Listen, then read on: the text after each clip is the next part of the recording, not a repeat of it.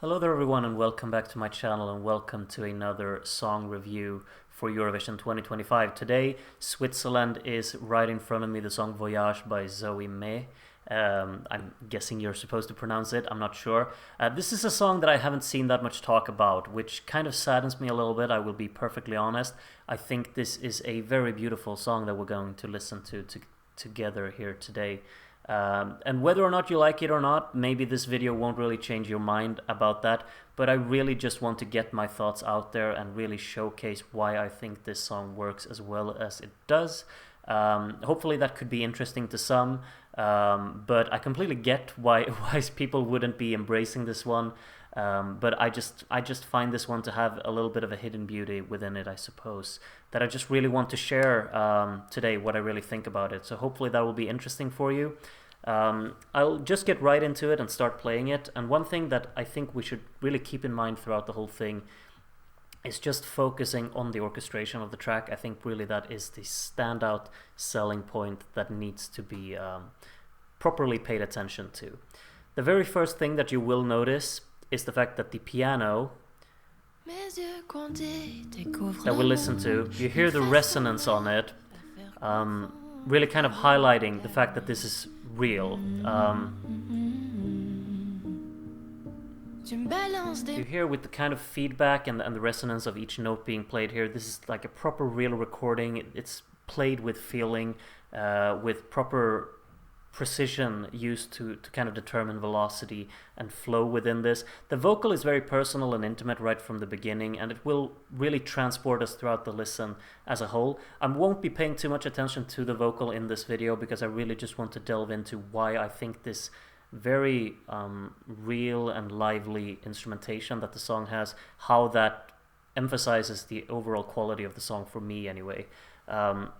And you just start off right from the beginning with this piano that sounds very natural. And they've definitely produced this track with that in mind to make sure that you still hear the natural qualities from it.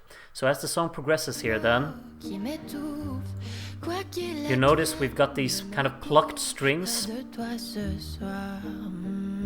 providing the layer for this melody in the backdrop. Very prettily done so. The chords are quite lovely as well. There is a lot of what do you say? The chord movements are quite frequent within this song, which I think is really quite pleasant to listen to. That creates this continuous swaying motion throughout the song that just makes sure that it really kind of develops all the time, and you feel like you're getting lulled into the instrumental backdrop of the track, and you let the vocal really just transport you along this framework or these guidelines that the music provides. Just the way that that's kind of composed is very effective here early on, I would say. As I said, the instrumentation here, you've got the plucked strings providing the layering here, also a little bit of effect work from backing vocals. We're kind of creating this soundscape that you just kind of feel a lot of warmth from, some comfort in there, and it's very prettily done so far, in my opinion. The song progresses throughout this little bit of a switch up, like a bridge. It's quite nice as well how this plucked string aligns entirely with that vocal melody. You got it spot on the rhythm, so they're kind of lined together in terms of three notes there. If we just kind of highlight that. 1, 2, 3. Just completely layered like that. Our first chorus, kind of just a little bit of an overwhelming feeling that I get from it anyway, because the vocals grow quite wide. You definitely feel the elevation. The chorus stands out within the song because this whole wording of voyage, it's being emphasized by providing the backing vocals. They gather up and they kind of become quite massive here to just highlight the fact that, okay, we're moving in towards the chorus. This is where this kind of vivid movement from all of the instrumentation takes over and really fills out the entire soundstage. Very prettily done again, I have to say. Again, with this kind of swaying motion within that melody as well.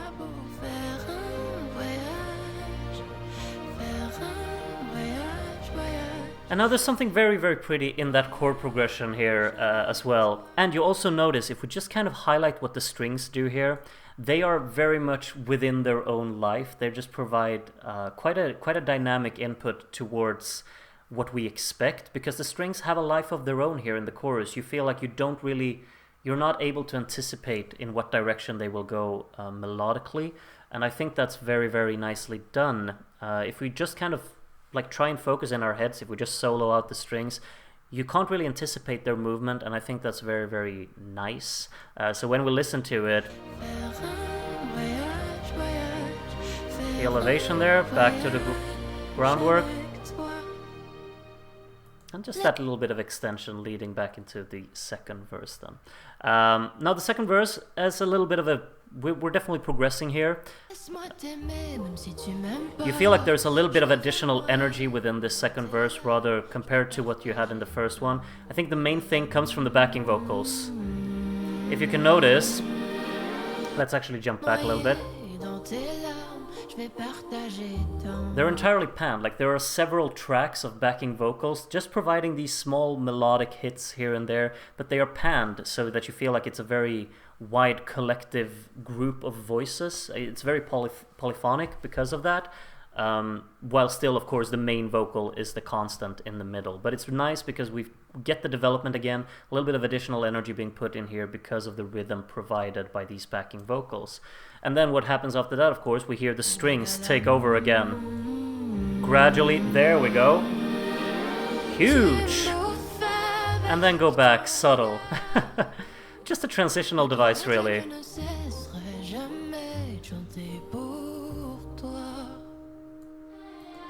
And again, you know, with these kind of pauses, just the extension, we got a little bit of like a subtle instrumental input there, just tying the parts together as transitions. And also, you got a bit of a vocal effect work or vocal, just a backing vocal input here.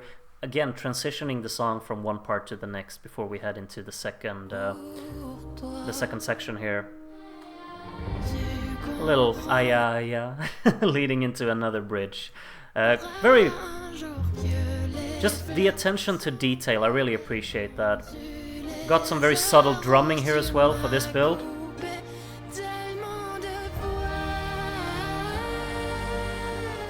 And one thing I really notice here as well before the second chorus, you introduce the chorus by really letting the vocal live its own life. It's not really following the framework of the predictable rhythm. It's kind of syncopated in a way to just make sure that the vocal is in control of how to progress the song forward, and the instrumental is following what the vocal is doing. It's very tightly done and convincingly so as well. The song feels very lively to me anyway, and it feels like it has its own life, I suppose. That's really the main thing. And everything is done with such attention to detail and care. Another very pretty chorus coming around here. And I really love like when these backing vocals just fill out the soundstage entirely behind her. Again with the strings, elevating. Very nice.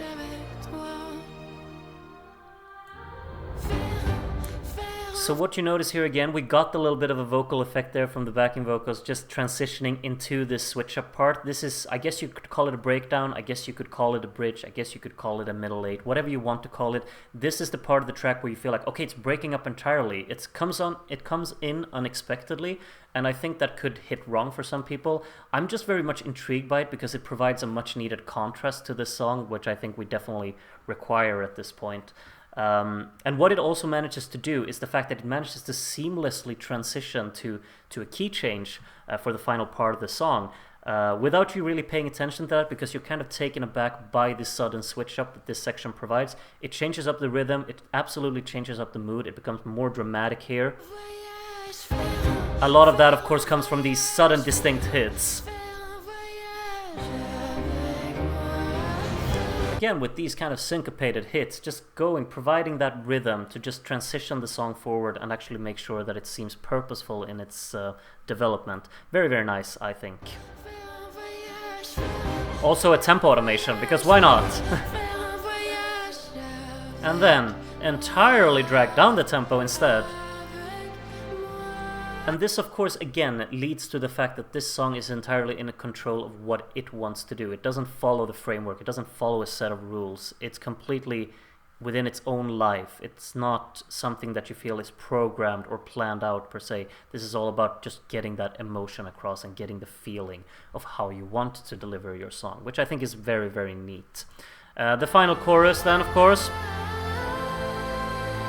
And one thing that hits so hard about this is the fact that we've got the key change now. And the key change, I would say, kind of acts as a way of showing that we've developed past what we were knowing before.